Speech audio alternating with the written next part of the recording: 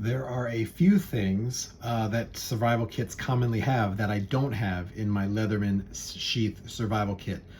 Those things I keep in my pockets in my pants that I'm wearing when I'm out in the field, so that I always have them with me, just like I always have my sheath kit with me. Let's go through what those three things are. So first, I keep some matches on me. Matches are, of course, a trusty fire starting technique. These are Yuko type.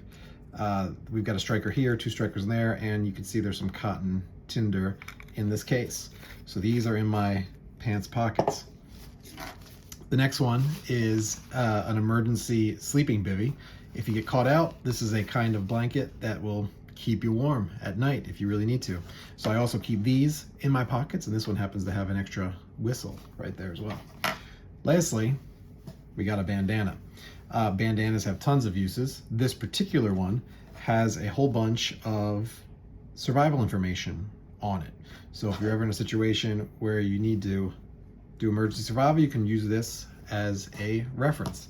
As usual, links to all of these will be in the description.